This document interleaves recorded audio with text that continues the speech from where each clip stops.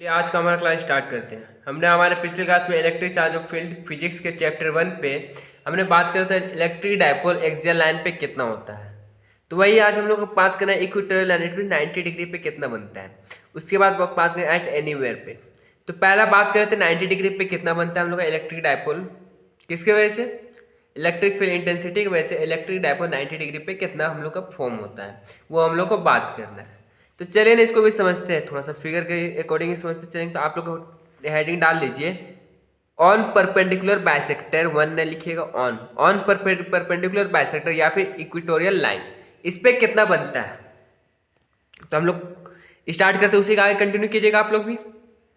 तो यहाँ पे अगर हम लोग का जो माने थे इलेक्ट्रिक डायपोल जो बना रहे थे, यहाँ पे दो चार्ज माने थे माइनस क्यू चार्ज जो हम लोग को फर्स्ट में माने थे, और यहाँ पे था एक प्लस क्यू चार्ज। तो यहाँ पे कुछ डिस्टेंस, यहाँ पे ओरिजिन माने थे जिसका कि यहाँ पे डिस्टेंस था ए, यहाँ पे डिस्टेंस था ए। इतना था क्लियर। अब हम लोग को बात करें 90 डिग्री, तो 90 डिग्री यहाँ पे होगा हमारा, यहाँ पे होगा। तो यहाँ पे कितना बनाता है इलेक्ट्रिक डायपोल, हमको उसके वजह से निकालना है। ये दोनों चार्ज माइनस क्यू चार्ज पे कितना बनाता है, प्लस क्यू चार्ज पे कितना इलेक्ट्रिक फील्ड बना रहा है, वो हम लोग को फाइंड करना है। तो इसमें फाइंड करने से पहले तो इसको तो पहले कुछ लेट करना पड़ेगा, उसके बाद ही हम लोग निकाल पाएंगे। तो चलिए निकालते हैं। तो प्लस क्यू के चार्ज में यहाँ पे पॉइंट पी चार्ज है, तो पॉइंट चार्ज मान लीजिए वहाँ से पी। तो प्लस क्यू के चार्ज से अगर ये यहाँ पे अगर लगाता है फोर्स, तो यहाँ पे कितना इलेक्ट्रिक फील्ड बनेगा, तो इसको मान लीजिए E1 बनेगा। इलेक्ट्रिक फील्ड प्लस क्यू के चार्ज कितना बना, E1। इस पॉइंट का नाम दे दीजिए ए, इस पॉइंट का नाम दे दीजिए बी। अब इसको मान लीजिए थीटा। इतना तो कर ही सकते हैं। ये परपेंडिकुलर है मतलब 90 डिग्री है, और ये पॉइंट चार्ज है तो इसका डिस्टेंस मान लीजिए आर है। ओरिजिन से इसका डिस्टेंस कितना है, आर है। तो इतना होने के बाद अब क्या करेंगे, तो सेम एज अगर E1 ये हो गया, तो अगर हमारा माइनस क्यू चार्ज लगाएगा इस पे पॉइंट चार्ज ऑफ फोर्स, इसका इलेक्ट्रिक फील्ड कहाँ बनेगा, P2A बनेगा यहाँ पे, मतलब E2 यहाँ पे बनेगा। E2 जैसे ही यहाँ पे बना, तो यहाँ पे आप लोग देख रहे होंगे ये पैरेललो वेक्टर का जो होगा, पैरेललोग्राम वेक्टर जो हम लोग क्लास 11 का टॉपिक था उस बेसिस बना, मतलब दोनों का हेड दोनों का टेल आपस में टच करेगा। तो क्या होगा, अगर यहाँ से अगर एक हम लोग ड्रॉ कर लिए, एक लाइन ड्रॉ करते हैं, तो ये हमारा हो जाएगा टोटल ई, इलेक्ट्रिक फील्ड टोटली किसका, इस ये दोनों को ऐड करेंगे तो हमारा ये वाला आएगा। तो यहाँ पे हम लोग को एज्यूम वाला लाइन कर लेते हैं, एज्यूम कर लिए यहाँ पे लाइन मान लेते हैं। तो ये थीटा, एक थीटा और ये 1 थीटा, दोनों को मिलाएंगे तो क्या होगा, 2 थीटा। यहाँ तक क्लियर है। तो अब जब बात की यहाँ पे एक का दोनों दोनों वेक्टर का क्या टेल टच किया, तो इसका जो सम होगा क्यों जैसे आएगा ई, इट मीन्स ये वाला लाइन शो कर रहा है। तो इतना करने के बाद अब हम लोग जाते हैं, थोड़ा सा पैथागोरस का रूल जानते हैं। 90 डिग्री ट्रायंगल, इसमें राइट एंगल ट्रायंगल, तो पैथागोरस का नियम हम लोग अप्लाई कर सकते हैं। तो पैथागोरस का नियम के लिए अगर एच स्क्वायर चाहिए, अगर हम लोग को ये वाला साइड चाहिए, तो क्या लिखते हैं, H square equal to P square plus B square लिखते हैं। ये लोग लिखते हैं ना, H square equal to P square plus B square. तो यहाँ पे एच निकालना है, तो एच इक्वल टू क्या होगा, पी स्क्वायर में आर का स्क्वायर प्लस बी बेस मतलब ए का स्क्वायर। यहाँ पे स्क्वायर अगर स्क्वायर रूट हो जाएगा, तो यहाँ पे लिख दीजिए रूट, इसका वैल्यू क्या है, आर स्क्वायर प्लस ए स्क्वायर। तो इसका भी हो जाएगा, वही डिस्टेंस होगा आर स्क्वायर प्लस ए स्क्वायर। इतना होने के बाद ये हमारा फिगर था। इतना होने के बाद अब समझिए थोड़ा सा, जो फिगर में लिखे उसी को लिखेंगे। Let P is a point at distance r from the center of electric dipole,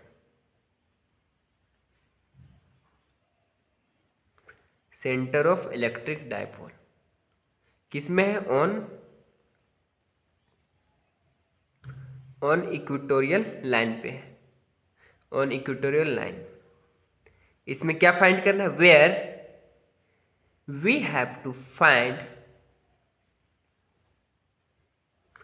find electric field intensity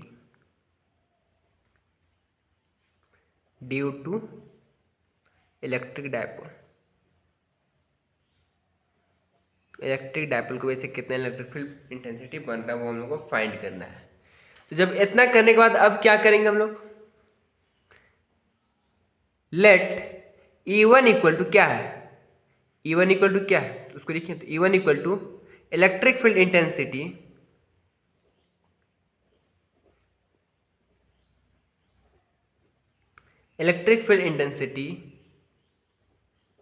at point P due to किसकी वजह से, due to plus Q charge, plus Q charge की वजह से। इसीलिए E1 equal to क्या होगा, 1/4πε0 mod of plus q, distance क्या है, डिस्टेंस बीपी का स्क्वायर, डायरेक्शन क्या है अलोंग बी टू पी।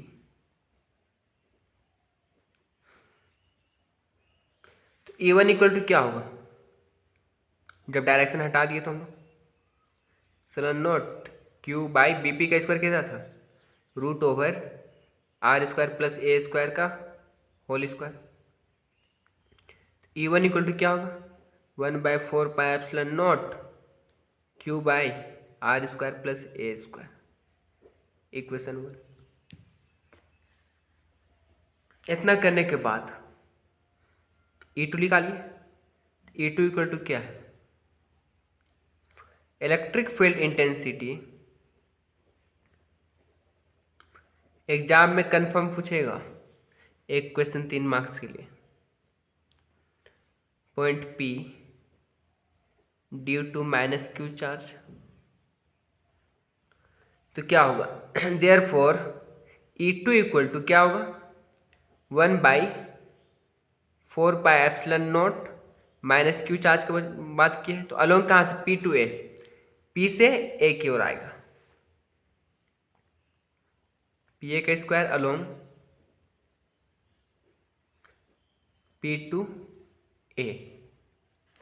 तो अगर वेक्टर का साइन हम लोग हटाते हैं, E2 इक्वल टू क्या होगा, 1/4πε0 q root over r square plus ए स्क्वायर का होल स्क्वायर। इसको जब सोल्व करेंगे तो क्या होगा, E2 equal to ε0 q by r square plus A square. इसको इक्वेशन 2 मानते हैं। अब इतना करने के बाद अब क्या होगा, टोटल बात करेंगे। टोटली जो हम लोग यहाँ पे माने हैं ये टोटली क्या होगा, E1 और E2 का दोनों का सम करेंगे तो ये वाला हम लोग लिखेगा टोटली। चलिए उसी को निकाल लेते हैं। तो वो कैसे लिख लेगा, आप लिखिए now A equal to electric field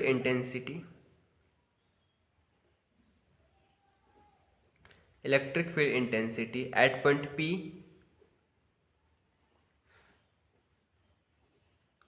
due to किसकी वजह से, electric dipole, due to electric dipole, किसके वजह से, इलेक्ट्रिक डायपोल की वजह से। It means E1 equal to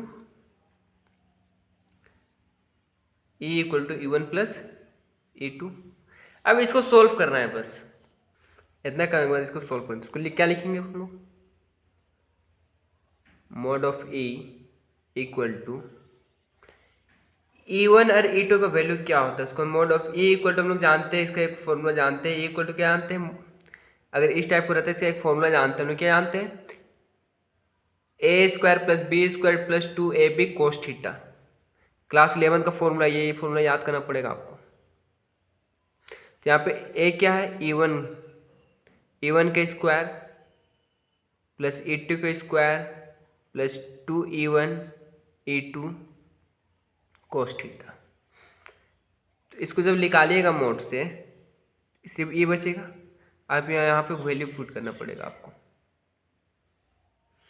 तो यहाँ पे क्या कीजिएगा, आप देखिए यहाँ पे क्या कीजिएगा, आप देखिए यहाँ पे लिखिएगा E1 का स्क्वायर प्लस E1 का square plus 2E1 cos theta. क्यों लिखें, क्योंकि magnitude of E1 equal to magnitude of E2, दोनों का मैग्नीट्यूड सेम है। इतना करने के बाद आप लोग कीजिएगा E इक्वल टू 2E1 का स्क्वायर, दोनों जोड़िए तो 2E1 का स्क्वायर हो जाएगा प्लस 2E1 स्क्वायर, यहाँ पे कोस थीटा, यहाँ पे कोस थीटा। अब यहाँ पे जब कोस थीटा का हम लोग जब बात कर रहे थे तो यहाँ पे जब क्वेश्चन में हम लोग को देखे थे, यहाँ पे फिगर देखिए पहले, यहाँ पे जो हम लोग थीटा माने थे यहाँ पे 2 थीटा था, थीटा की जगह पे क्या लिखेंगे 2 थीटा, तो ये तो हमारा फॉर्मूला, तो यहाँ पे क्या होगा 2 थीटा, तो यहाँ पे क्या होगा 2 थीटा। इतना करने के बाद यहाँ से कुछ कॉमन आ रहा है, देखिए ए इक्वल टू क्या कॉमन आ रहा है 2E1 का स्क्वायर अगर कॉमन निकालते हैं क्या बचेगा 1 plus cos 2 theta, 1 plus cos 2 theta. अब 1 plus cos 2 theta equal to formula होता है, मैथ में पढ़े होंगे 2E स्क्वायर 1 प्लस को 2 कॉस स्क्वायर थीटा होता है, लिख लीजिए formula cos 2 theta equal to 2 cos square theta. अगर यहाँ पे माइनस होता तो यहाँ पे साइन हो जाता, साइन हो जाता। तो अब यहाँ पे करने को देखा 2 का स्क्वायर कर सकते हैं, कोस स्क्वायर ई स्क्वायर, इसका हम लोग लिख सकते हैं 2E1 कोस थीटा का होल स्क्वायर, स्क्वायर से रूट कैंसिल हो जाएगा तो क्या होगा 2E1 कोस थीटा। अब यहाँ पे हम लोग को E1 का तो वैल्यू हम लोग निकाल चुके हैं, E1 का वैल्यू हम लोग को पता है, तो हम लोग को पता किसका वैल्यू नहीं है, यहाँ पे हम लोग कोस थीटा एक न्यू टर्म आ गया है, इसको इक्वेशन 3 मानिए। अब हम लोग को कोस थीटा का वैल्यू चाहिए, तो कोस थीटा का वैल्यू कहाँ से निकलेगा, कोस थीटा का वैल्यू कहाँ से निकलेगा, कोई से भी ट्राइंगल में बात करते हैं, इन ट्राइंगल AOP में बात करते हैं, इन ट्राइंगल AOP में बात करेंगे। चलिए बात करते हैं।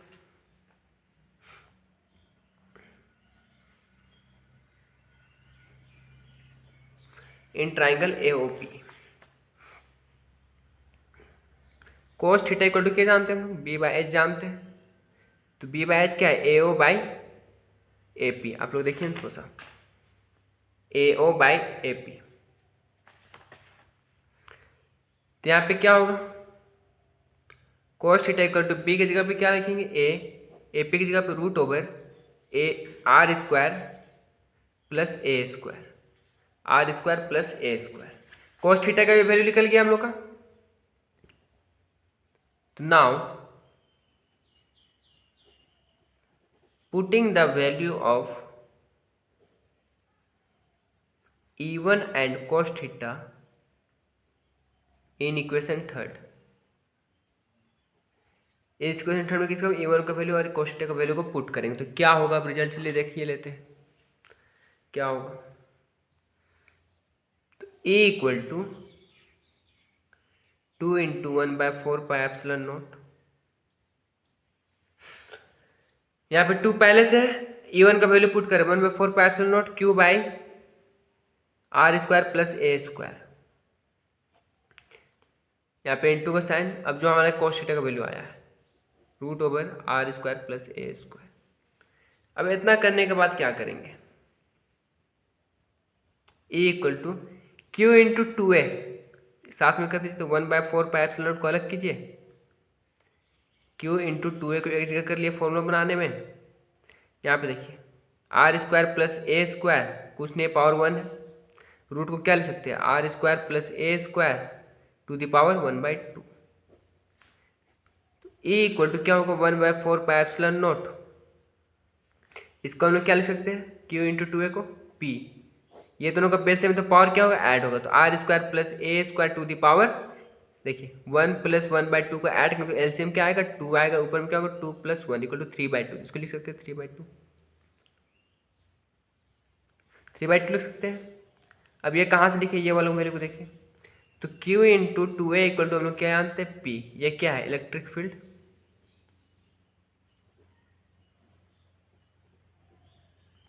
डायपोल है ये हमारा, इलेक्ट्रिक फील्ड डायपोल है हमारा। तो इतना करने के बाद सिंस R जो है लार्जली ग्रेटर देन A है, A से बड़ा है, बहुत बड़ा R है, तो A का वैल्यू को नेगलेक्टिंग करेंगे जो हम लोग फर्स्ट वाला एक्सप्रेशन में भी किए थे। नेग्लेक्टिंग द वैल्यू ऑफ ए के वैल्यू को जैसे ही नेग्लेक्ट करते हैं तो ई इक्वल टू क्या होगा 1/4πε0 p divided by r square plus 0⁻3/2। यहाँ तक क्लियर है। तो पावर का पावर क्या होता है मल्टीप्लाई होता है, इसको क्या लिखेंगे a equal to 1/4πε0 p divided by r square को मल्टीप्लाई करेगा 3/2, तो 2 से 2 कैंसिल हो जाएगा। तो हम यहाँ पे बगल में लिखते हैं, अब आप लोग नीचे कीजिएगा, अरेंज कीजिएगा। तो a equal to 1/4πε0 p by r cube, ये हमारा फाइनल एक्सप्रेशन है। बस एक बार हमारे साथ में एक बार क्वेश्चन को देखिए, इसमें क्या बोला है, उसके बाद इसको एक अपने से सोल्व करने का प्रयास कीजिए। बहुत ही सिंपल सा क्वेश्चन होगा। तो क्या होगा, this is the electric field intensity at point P due to electric dipole on equatorial line।